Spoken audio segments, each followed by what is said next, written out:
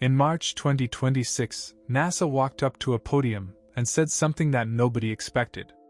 Not another promise. Not another delay.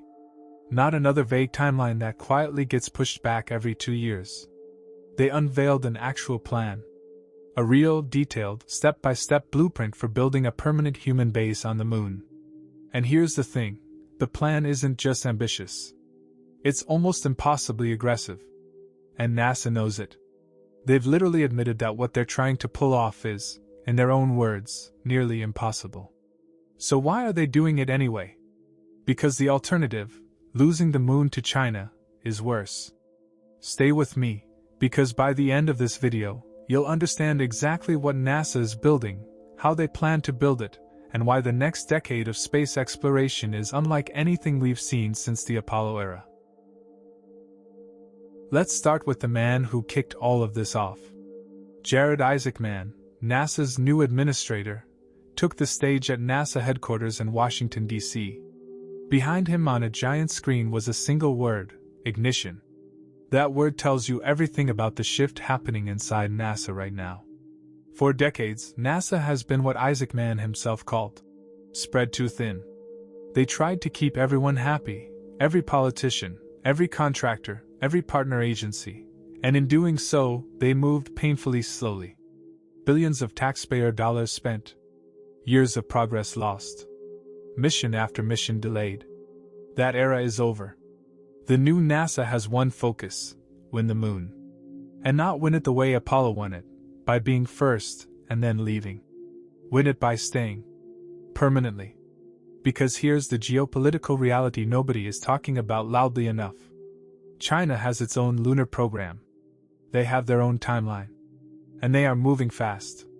This isn't the space race of the 1960s where two superpowers were racing to plant a flag and take a photo. This time, the prize is territory. Resources. Strategic dominance of the most valuable piece of real estate in the inner solar system. And America was losing that race under the old NASA. The new NASA is playing to win it.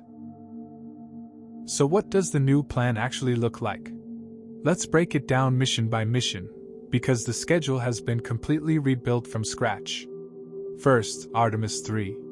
Now this one is going to surprise you. There will be no moon landing on Artemis 3. Before you call that a step backward, hear me out. Because this is actually one of the smartest decisions NASA has made in years.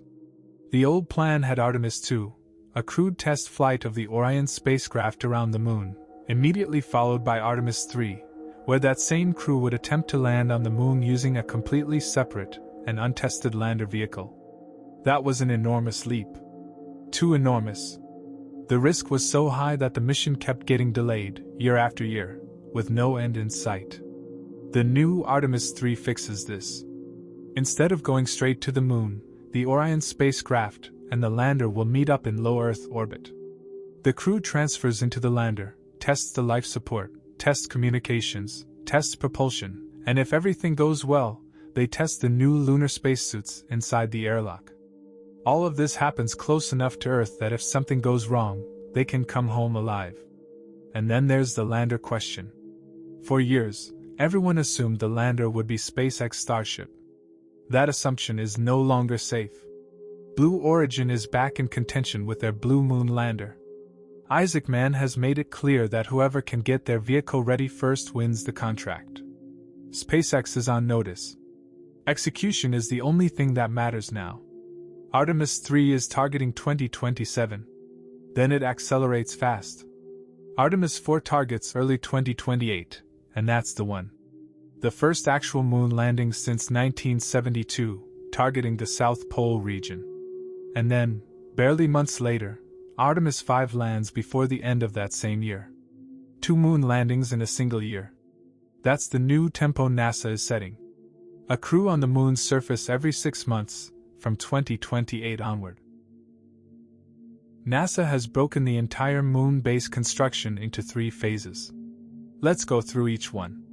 Phase 1 runs from 2026 to 2028, and the goal is simple: get to the moon, often and fast.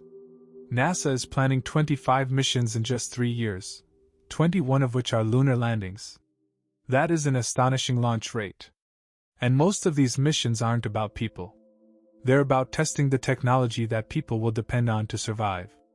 First challenge to solve: power. This is a problem most people don't think about.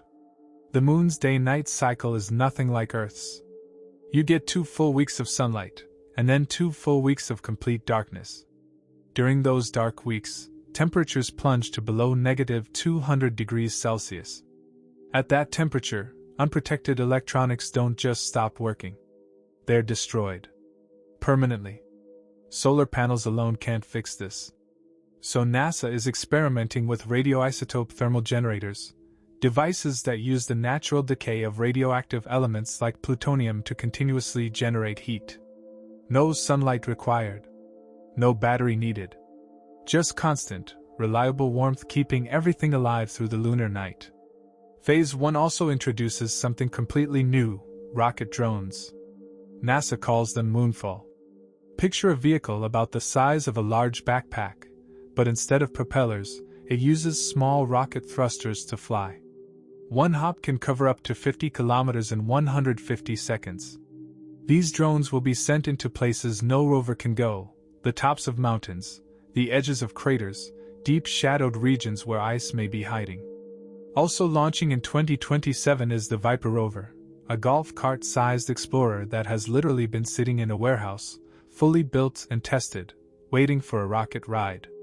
Viper's job is to map the South Pole in detail, finding exactly where the water ice is, where the minerals are, where the best construction sites will be. And every single one of these vehicles, the drones, the rovers, the terrain cars, will have live cameras streaming back to Earth at 500 megabytes per second. Anyone on the planet will be able to watch the moon being explored in real time. Phase 2 kicks off in 2029 and runs through 2032. This is where construction begins in earnest. 27 launches. 24 landings. And for the first time, hardware arrives on the moon that isn't just for exploring, it's for building. NASA is sending excavation rovers. Machines designed to move rock, flatten ground, dig trenches for power cables and pipelines. This is construction work. On the moon. And it's happening this decade. One of the most remarkable vehicles in this phase is being built by the Japanese space agency JAXA in partnership with Toyota. It's a pressurized mobile habitat, essentially an apartment on wheels. It weighs 15,000 kilograms, travels at about 3.5 kilometers per hour, and astronauts inside can work in short-sleeved shirts. No spacesuit required. It's designed to operate for up to 150 hours in complete darkness, and is expected to last 10 years. Power in Phase 2 goes to a completely new level. Solar panels on tall poles will feed large battery systems. But the real heavy lifting comes from nuclear fission reactors, not just for warmth this time, but generating hundreds of watts of usable electricity simultaneously across multiple systems. By the end of Phase 2, the moon will be ready for people to actually live there. And that brings us to Phase 3, starting in 2033. This is when humans move in. The Artemis Moon Base at this stage will house a rotating crew of 4 people at a time, each staying for 28-day missions. They'll live in connected pressurized habitat modules. Think of it like the International Space Station, but on the ground. Each module powered by its own nuclear fission generator. Around 8,000 kilograms of food, water, and air delivered every single month. Outside the base, the real game changer begins: in situ resource utilization.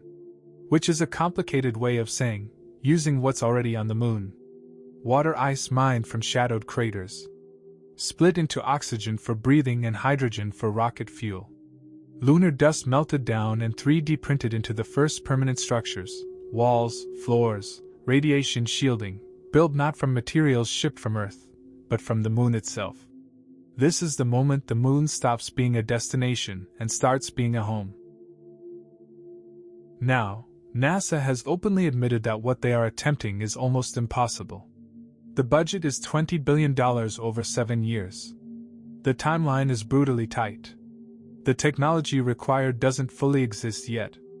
And China is moving just as fast with their own lunar base plans, targeting the South Pole by 2035.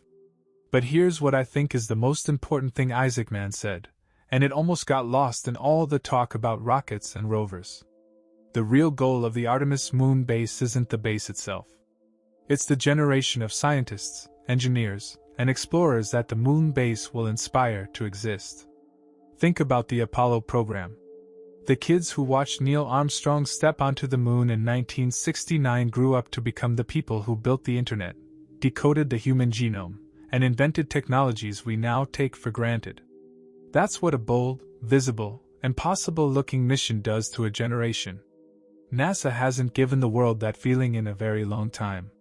Decades of delays, budget fights, and cancelled programs have quietly dimmed that spark. But now, there are live cameras going to the moon. There are rocket drones. There are nuclear reactors being shipped to another world. There are humans planning to live somewhere that isn't Earth, for the first time in human history. The future isn't a promise anymore. It has a budget, a timeline, and a phase plan. If you want to see what comes after Phase 3, what a fully developed human city on the moon actually looks like, that video is coming next. Make sure you're subscribed so you don't miss it. And drop a comment below. Do you think NASA will actually hit these deadlines? I want to know what you think.